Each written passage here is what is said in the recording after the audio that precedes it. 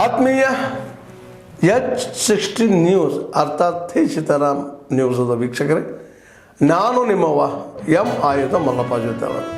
ತಾವು ಈಗ ಸುದ್ದಿಗಳ ಲೋಕಕ್ಕೆ ಎಂಟ್ರಿ ಹೊಡಿತಾ ಇದ್ದೀರಿ.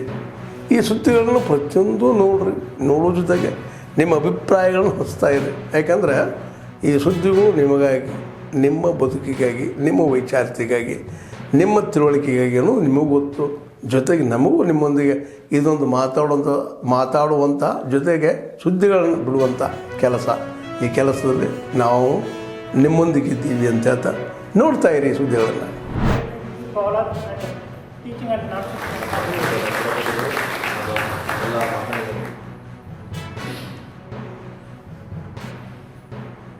ಹಾಗೆ ಸಾಹಿತಿಗಳ ಎರಡು ವೃತ್ತಿಗಳ ಪರವಾಗಿ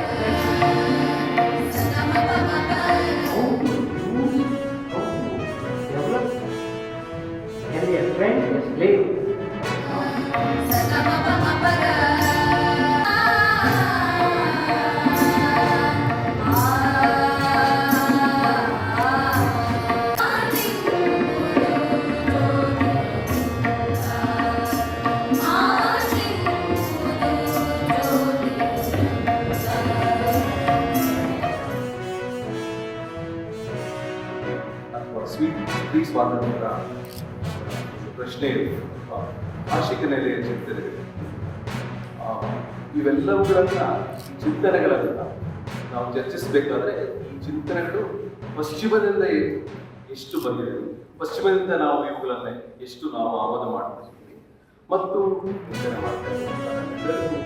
ಒಂದು ದೊಡ್ಡ ಸವಾಲೇನು ವಿಷಯದ ಮೇಲೆ ನಾವು ಪ್ರಬಂಧವನ್ನು ಮಂಡಿಸಿದೆ. ಆ ಕಾಲಕ್ಕೆ ಈಗಿನ ವಿಮರ್ಶೆ ಅನ್ನುವಂಥದ್ದು ಇದ್ದಿಲ್ಲ. ಆದರೆ ಕಾವ್ಯಗಳಿಗೆ ಅಥವಾ ಒಂದು ಸಾಹಿತ್ಯ ಕೃತಿಗೆ ತೀರ್ಪು, ವ್ಯಾಖ್ಯಾನ, ಭಾಷೆ ಮತ್ತು ಭಾವಾರ್ಥ, ತಾತ್ಪರ್ಯವನ್ನು ಬರೆಯುವಂಥದ್ದನ್ನೇ ಅವತ್ತು ನಾವು ಇವತ್ತಿನ ಆಧುನಿಕದ ವಿಮರ್ಶೆಗೆ ಅದನ್ನು ನಾವು ಅನುಸರಿಸ್ಬೋದು. ವಿಚಾರ ಸಂಕಿರಣ ಬಹಳ ಅವಶ್ಯ. ಭಾಷೆಗಳ ನಡುವಿನ ಅಂತರಗಳಿಗಾಗಿ ಸಂಬಂಧವನ್ನು ಗಟ್ಟಿಗೊಳಿಸ್ತದೆ. ಇದು ಸಾಹಿತ್ಯಿಕವಾಗಿ, ಸಾಮಾಜಿಕವಾಗಿ ಮತ್ತು ಎಷ್ಟೋ ಸಂದರ್ಭದಲ್ಲಿ ನಾವು 4 ರಾಜ್ಯದವರು ಕೂಡ ಒಂದೇ ತೆರನಾಗಿ ಯೋಚಿಸ್ತೀವಿ, ಒಂದೇ ತೆರನಾಗಿ ನಡೀತೀವಿ. ಸಾಹಿತ್ಯದಲ್ಲಿಯೂ ಕೂಡ ವಿಮರ್ಶೆಯಲ್ಲಿಯೂ ಕೂಡ ಇದು ಸಾಧ್ಯ. ಇಲ್ಲಿಯ ಉಪನ್ಯಾಸಕರು ಇವತ್ತು ಬೇರೆ ಬೇರೆ ಕನ್ನಡ ಸಾಹಿತ್ಯ ವಲಯಕ್ಕೆ ಸಂಬಂಧಪಟ್ಟಂಥ, ಪ್ರಕಾರಕ್ಕೆ ಸಂಬಂಧಪಟ್ಟಂಥ ಗಂಭೀರ ಚಿಂತನೆಗಳನ್ನು ಸದಾಕಾಲ ನಡೆಸ್ತಾ ಬಂದಿದೆ. ಅದರ ಫಲವಾಗಿ ಈವರೆಗೆ ಸುಮಾರು 1600 ಪುಸ್ತಕಗಳನ್ನು ನಮ್ಮ ವಿಶ್ವವಿದ್ಯಾನಿಲಯದ ಪ್ರಸಾರಾಂಗ ಪ್ರಕಟಿಸಿರುವುದು ನಮ್ಮೆಲ್ಲರ ಹೆಮ್ಮೆಯ ವಿಷಯ. ವಲಯಕ್ಕೆ ಎಲ್ಲೋ ಒಂದು ರೀತಿಯ ಬಂಕು ಕಡಿತಾ ಇರುವಂತಹ ಸಂದರ್ಭ ಒದಗಿದೆ ಅನ್ನುವಂತಹ ದಿನಮಾನಗಳಿವೆ. ಯಾಕೆ ಯಾವುದನ್ನು ಕೂಡ ನಾವು ಮುಕ್ತವಾಗಿ ಹೇಳಿಕೊಳ್ಳುವಂತಹ ಸ್ಥಿತಿ ಇವತ್ತು ಇಲ್ಲ. ಆದ್ದರಿಂದ ವಿಮರ್ಶೆ ಮತ್ತೆ ಚುರುಕುಗೊಳ್ಳಬೇಕು, ವಿಮರ್ಶೆಯಿಂದಲೇ ಸಮಾಜ ಚಲನೆಗೊಳ್ಳೋದು ಅನ್ನುವಂತಹ ನಿಟ್ಟಿನಲ್ಲಿ ಇವತ್ತು ಸಾಹಿತ್ಯತೆಯನ್ನು ಹಮ್ಮಿಕೊಳ್ಳುವಂತಹ ಕಾರ್ಯಕ್ರಮ ಅತ್ಯಂತ ಮಹತ್ವಪೂರ್ಣವಾದದ್ದು.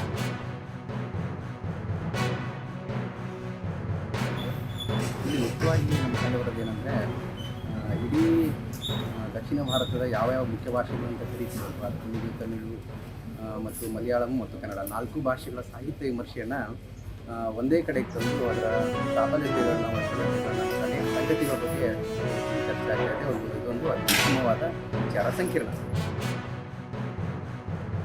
ವಿಮರ್ಶೆ ಅನ್ನುವುದು ಪಠ್ಯವೂ ಆಗಿದೆ. ಅಂಥ ಸಂದರ್ಭದಲ್ಲಿ ದಕ್ಷಿಣ ಭಾರತೀಯ ಭಾಷೆಗಳ ಸಾಹಿತ್ಯದಲ್ಲಿ ವಿಮರ್ಶೆ ಅನ್ನುವಂಥದ್ದು ಬಹಳ ಮುಖ್ಯವಾದ ಒಂದು ಪರಿಕಲ್ಪನೆ.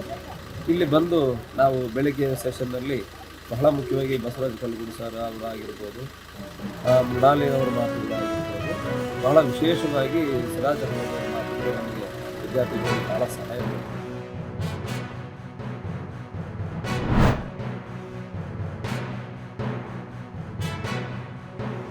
Over the medium term also, the Indian economy holds bright prospects in the changing world order, drawing on its inherent strength, robust fundamentals, and comfortable buffers. Opportunities are there for the taking, and we are all making efforts to create enabling conditions through a multi-pronged yet cohesive approach to policy making. Globally, policymakers are faced with muted growth and slowing pace of inflation, with some advanced economies even witnessing an uptick in inflation.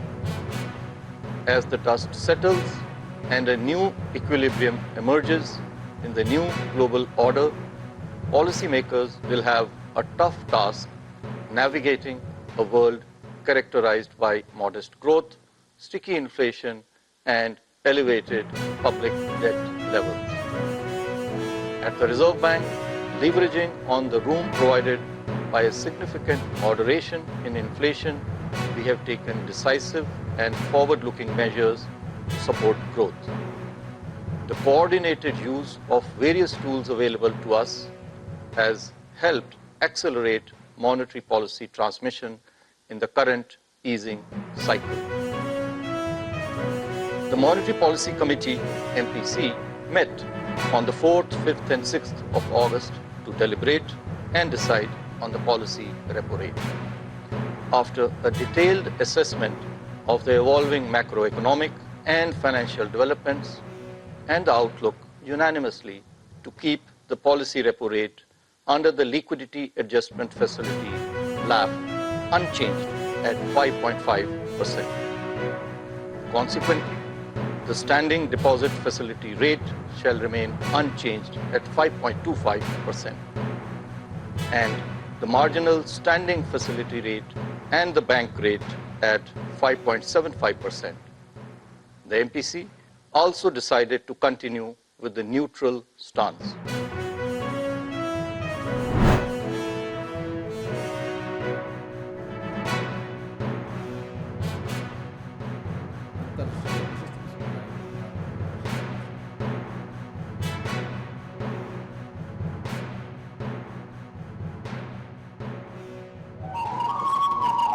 ಭಾರತೀಯ ಸೇನೆಯಲ್ಲಿ ಸ್ವೀಕರಿಸುತ್ತಿರುವುದು ಹೆಮ್ಮೆಯ ಸಂಗತಿ. ಅವರ ಸೇವೆಗೆ ಸಾಕಷ್ಟು ಕಾದಂಬರಿಗಳನ್ನು ಸಿದ್ಧ ಮಾಡೋರು ಇದ್ದಾರೆ. ಇಂತಿಂಥ ರೀತಿಯ ವಸ್ತುವನ್ನು ಆರಿಸಿಕೊಂಡ್ರೆ ಇಂಥ ಪ್ರಶಸ್ತಿಗಳು ಬರಬಹುದು ಅಂತ ಊಹೆಯನ್ನು ಇಟ್ಕೊಂಡು ಬರೆಯೋರು ಇದ್ದಾರೆ. ಜ್ಞಾನಪೀಠ ಬಂದೇ ಬಿಡಬಹುದು ಅಂಥೇಳಿ ಬೃಹತ್ ಗ್ರಂಥಗಳನ್ನು ಬರೆದವರು ಕೂಡ ಇದ್ದಾರೆ. ಇದೆಲ್ಲ ಇದ್ದಿದ್ದೆ. ಆದರೆ ಒಬ್ಬ ಸಾಹಿತಿಗೆ ನಿಜವಾದ ಕಾಳಜಿ ಇರಬೇಕಾಗಿರೋದು ತನ್ನ ಬರವಣಿಗೆಯ ಬಗ್ಗೆ ಇರುವ ಒಂದು ಶ್ರದ್ಧೆ. ತಾನು ಯಾವ ಜೀವನಾನುಭವವನ್ನು ಮಂಡಿಸಬೇಕು ಅಂತ ಬಯಸ್ತೀನಿ, ಅದನ್ನು ಈ ತಕ್ಷಣಕ್ಕೆ ಕನ್ನಡದ ಸಾಹಿತ್ಯದ ಓದುಗರು ಸ್ವೀಕರಿಸ್ತಾರೋ ಬಿಡ್ತಾರೋ, ಆದರೆ ಒಂದು ಎದೆಗಾರಿಕೆಯಿಂದ ಅದನ್ನು ಮಂಡಿಸಬೇಕು ಮತ್ತು ಅದನ್ನು ಓದುಗರಿಗೆ ತಲುಪಿಸೋದಕ್ಕೆ ಒಂದು ಪ್ರಯತ್ನವನ್ನು ಪಡಬೇಕು ಅಂತ ಹೇಳಿಬಿಟ್ಟು ನನ್ನ ಮೇಲೆ ಭಯೋತ್ಪಾದನೆ ಉಂಟು ಮಾಡಿದಂತಹ ಗಳಿಗೆಯಲ್ಲೂ ಕೂಡ ನಾನು ಹೇಳಿದ್ದೆ, ನನ್ನನ್ನು ತಗೊಂಡೋಗಿ ನೀವು ನಮ್ಮ ಸರ್ಕಲ್ನಲ್ಲಿ ನೇಣು ಹಾಕಿದ್ರು ಕೂಡ ನಾನು ಇದಕ್ಕೆ ಸೈನ್ ಮಾಡೋದಿಲ್ಲ ಅಂತ ಆ ಅಫಿಡವಿಟನ್ನು ಹರಿದು ಅವರ ಕೈಗೆ ಇಟ್ಟಿದ್ದೆ. ಮತ್ತು ಇಡೀ ಬದುಕಿನಲ್ಲಿ ನಾನು ಹೋರಾಟ ಮಾಡಿರುವಂಥದ್ದು ಬೇರೆ ಹೆಣ್ಣು ಮಕ್ಕಳ ಬಗ್ಗೆ ಹೋರಾಟ ಮಾಡಿದಷ್ಟೇ ತೀವ್ರವಾಗಿ ನನ್ನ ವೈಯಕ್ತಿಕವಾದ ಒಂದು ಹಕ್ಕು, ರೈಟ್ ಟು ರೈಟ್, ಬರವಣಿಗೆಯ ನನ್ನ ಹಕ್ಕು, ಬರವಣಿಗೆಯನ್ನು ಬರಿತಕ್ಕಂಥ ಹಕ್ಕು, ರೈಟ್ ಟು ರೈಟ್ಗೋಸ್ಕರ ನಾನು ನನ್ನ ಜೀವಮಾನವಿಡೀ ಹೋರಾಟ ಮಾಡಿದೆ. ಗುರುಚೌರ ಕಾಲದಲ್ಲಿ ಜನಪದ ಅಕಾಡೆಮಿಯ ಸದಸ್ಯನಾದೆ. ನಂತರ ಜಾನಪದ ವಿಶ್ವವಿದ್ಯಾಲಯದ 2 ಬಾರಿ ಸಿಂಡಿಕೇಟ್ ಸದಸ್ಯನಾದೆ. ಭಾಳಷ್ಟು ಅವಕಾಶಗಳು ಸಿಕ್ತು. ಈಗ ಸರ್ಟಿಫಿಕೇಟ್ ಕೊಟ್ಟು ಡಿಪ್ಲೊಮಾ ಕೋರ್ಸೆಲ್ಲ ತಗೊಂಡು ನಾನು ನನ್ನ ರಾಮನಗರದಲ್ಲಿ ಕಾರ್ಯಕ್ಷೇತ್ರವನ್ನು ಮಾಡ್ತೀನಿ. ಗುರುಕುಲ ನಡೆಸ್ತಾ ಇದ್ದೀನಿ. ಗುರುಕುಲದಲ್ಲಿ ಈಗ 60 ಮಕ್ಕಳಿದ್ದಾರೆ. ಆ ಗುರುಕುಲದಲ್ಲಿ ಮಲ್ಕಂಬ ಕೇಂದ್ರ ಸರ್ಕಾರದ ಖೇಲೋ ಇಂಡಿಯಾ ಸೆಂಟರ್ ಕೊಟ್ಟಿದೆ. ಅದ್ಭುತವಾಗಿ ನಡೀತಾ ಇದೆ.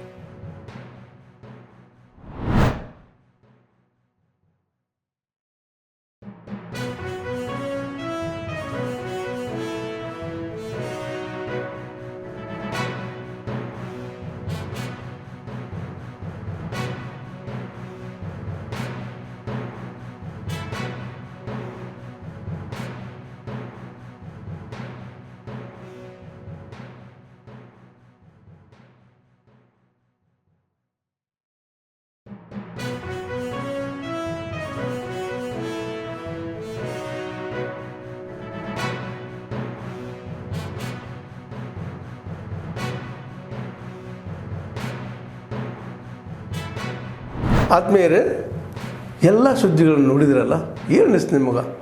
ಇದರಲ್ಲೇ ನಿಮ್ಗೆ ಲೈಕ್ ಆಗಿರ್ಬೋದು, ಡಿಸ್ಲೈಕು ಆಗಿರ್ಬೋದು, ಕಾಮೆಂಟ್ ಬೇಡಪ್ಪ ಅಂತೂ ಅನಿಸಿರ್ಬೋದು, ಕಾಮೆಂಟ್ ಮಾಡಬೇಕಪ್ಪ ಅನಿಸಿರ್ಬೋದು, ಶೇರ್ ಮಾಡಬಾರ್ದಪ್ಪ ಅನಿಸಿರ್ಬೋದು, ಅದು ಮಾಡಬೇಕು ಅನಿಸಿರ್ಬೋದು. ಏನಾದರೂ ಆಗಲಿ ಶೇರ್ ಮಾಡ್ತಾಯಿರಿ, ಈ ನ್ಯೂಸ್ಗಳನ್ನ ಹಂಚ್ತಾ ಇರಿ, ಜೊತೆಗೆ ಇದಕ್ಕೆ ಸಬ್ಸ್ಕ್ರೈಬ್ ಆಗ್ತಾಯಿರಿ ಅಂತ ಹೇಳ್ತಾ H16 ನ್ಯೂಸ್ ಅರ್ಥಾತ್ ಹೇ ಸೀತಾರಾಮ್, ಇದು ಸತ್ಯದ ಕೈಗೆ ನಡಿ. ವಂದನೆಗಳು.